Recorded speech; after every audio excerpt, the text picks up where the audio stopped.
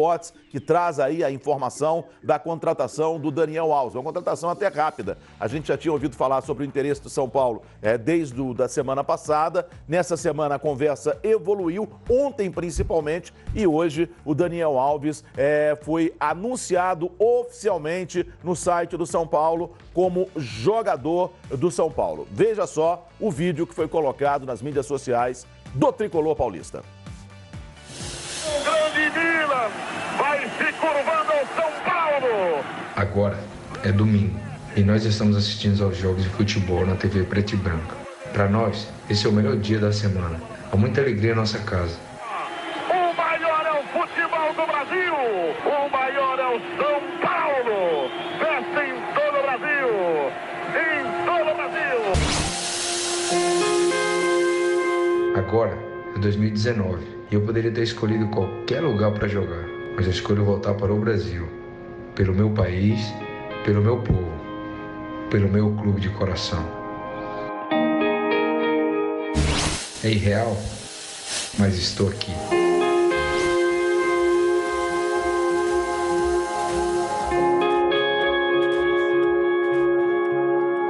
Como disse agora há pouco o nosso Eduardo Elias no Central Fox, uma das maiores contratações na história do futebol brasileiro, vou até mais longe, uma das maiores contratações na história do futebol da América do Sul. Antes da gente começar a conversar sobre Daniel Alves, vamos colocar a nossa pesquisa no ar, nossa pesquisa que já foi para o ar nas nossas mídias sociais nesse debate final. Você participa da nossa enquete, qual é o melhor time brasileiro na Libertadores? Eu até vou mais longe, qual o time que está jogando o melhor futebol na Libertadores? O Palmeiras com 14%, o Inter com 34%, o Flamengo com 40% e o Grêmio com 13%. A gente coloca o Grêmio, porque o Grêmio está definindo a sua classificação para as quartas de final contra a equipe do Libertad do Paraguai, e então a gente já coloca o Grêmio aí com a possibilidade de chegar às quartas de final. Rodrigo Bueno, Daniel Alves é jogador do São Paulo. Muito boa noite para você. Boa noite, Theo. Boa noite, companheiros. Torcedor Fox Sports. As informações dão conta de que ele agora vai ser o segundo jogador mais bem pago do futebol brasileiro. Informação que eu tenho agora. Eu estava trabalhando com a informação de 3 anos de contrato, até o fim de 2022, e R$1 milhão por mês. Agora me dizem que o São Paulo, que procurou parceiros, patrocinadores, fornecedor de material esportivo, e o salário dele bateria em R$1.300.000 por mês, com a promessa de que nunca vai ter atraso. O salário dele não vai ter atraso, talvez com a composição que foi feita. Ele é um jogador livre, né? Então o São Paulo não teve que contratar, pagar para nenhum clube, isso ajuda. Então o que ele vai ganhar aí, diluído, de luva e tudo, ele deve tirar R$1.300.000. Para um lateral direito no Brasil é muita coisa. Basicamente o que tira o Gabigol, por exemplo, no Flamengo. Mais de 15 milhões de reais no ano. Basicamente o que tira o Gabigol, o Arrascaeta ganha mais no Flamengo. O Flamengo paga mais para esses dois jogadores. O que aconteceu no mercado europeu? Ele se desligou, aparentemente com um ganho de 8 milhões de euros por temporada. Era o que ele vinha ganhando. Ele tinha aparentemente propostas, e ele tinha várias. Dizem que ele tinha mais de 15 propostas mundo afora. Aí time médio, time de outro continente. Mas assim, as propostas chegariam a 4 milhões. Ele está com 36 anos. Ninguém queria fazer contrato longo com ele lá fora, especialmente na Europa. Ele tinha planos, ou talvez desejo, de ou jogar no Barcelona, voltar para o Barcelona. Ficou uma espinha atravessada na garganta dele, ele acha, e eu concordo, que ele poderia ter jogado mais tempo no Barcelona, tanto que ele saiu, ficou uma lacuna, ninguém resolveu o lateral direito do Barça. Ele poderia, ou teria a chance de voltar para a Juventus, era uma outra opção boa para ele, e a outra é jogar com o Guardiola, que adora ele, no Manchester City, que também paga muito bem. E esses cenários não aconteceram do jeito que ele imaginava.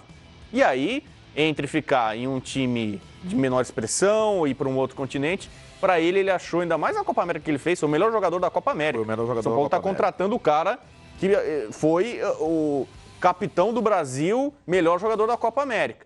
Então, diante dessas possibilidades, o dinheiro que eu falei aqui que o São Paulo está pagando para ele não é tão diferente. Não. Dos 4 milhões de euros que daria por ano. Rápida, dá mais ou menos 3 milhões e 200, 3 milhões e 300 mil euros. Então o São Paulo está conseguindo pagar para ele mais ou menos o que ele poderia ganhar lá fora, só que oferecendo um tempo muito maior de contrato. E isso seduziu o jogador. Aí tem Não tem muita paixão nisso aí, né? Vontade. Tem um pouco de paixão. Ele sempre declarou, sempre. O São Paulo já teve em alta, o São Paulo já teve em baixa. Ele sempre declarou que era São Paulino. Aí dizia que o pai é palmeirense. Ele sempre foi muito franco com isso. Tem jogador que procura esconder, não sei o quê. Ele falou, olha, sou São Paulino, gosto de São Paulo, meu time do coração. Aliás, a gente deve mostrar o vídeo aí, emotivo que ele conta essa história e fala tal. O pai dele era palmeirense. E ele sempre falou que teria também seria positivo para ele um sonho jogar no Flamengo. Mas todo jogador fala isso, brasileiro, né? O Flamengo, Maracanã. Semana passada ele deixou um vídeo para um torcedor, um grupo de torcedores do Flamengo dizendo, tô livre, se quiser eu tô aí. Então, aí você vê, o Flamengo contratou o Rafinha recentemente, Sim. que é um outro lateral de grande nível, né? Então, já ficaria meio complicado o Flamengo agora contratar de uma vez só. Já contratou o Felipe Luiz para a esquerda, o Rafinha para a direita, contrata o Daniel Alves, você acha que talvez fosse algo demais. Opção do Palmeiras. O Palmeiras tem dinheiro, como o Flamengo poderia tentar fazer uma contratação. E aí eu não sei se o Palmeiras ficou satisfeito com o Mike e Marcos Rocha e não se interessou em fazer um projeto como o São Paulo fez. O São Paulo já tem esse sonho, esse desejo de ter um lateral direito de alto nível há muito tempo. O São Paulo foi campeão do mundo 92, 93, tinha o Cafu na lateral direita e tinha o Vitor. O Cafu em 92, inclusive, o Tele botou... o Vitor foi lateral direito, o Cafu jogou na frente. O São Paulo foi tricampeão do mundo com o Cicinho voando. Então a lateral direita para o São Paulo virou símbolo. Quando o São Paulo tem um grande lateral direito, normalmente ele tem muito sucesso. O último, talvez, grande nível foi o Wilsinho, que o São Paulo pegou do Palmeiras, ajudou o São Paulo em título brasileiro, é um jogador muito técnico. E depois o São Paulo vem há uma década penando para achar um lateral direito de alto nível. E agora pegou, para muita gente, um dos melhores laterais direitos da história do Brasil. A gente pode botar Carlos Alberto Torres, Djalma Santos, Leandro, Cafu e Daniel Alves. Talvez são os 5 maiores. O Cafu, que fez história no São Paulo. O Djalma Santos fez um jogo do São Paulo, jogo de inauguração do Morumbi. O Djalma Santos tem história na Portuguesa no Palmeiras, mas ele pegou a camisa do São Paulo também. E o Daniel Alves agora pode mudar o patamar do São Paulo. Pode não. Vai mudar o patamar do São Paulo pela qualidade que ele tem. Olha, vou falar um negócio pra vocês. Sério. É de cair o queixo.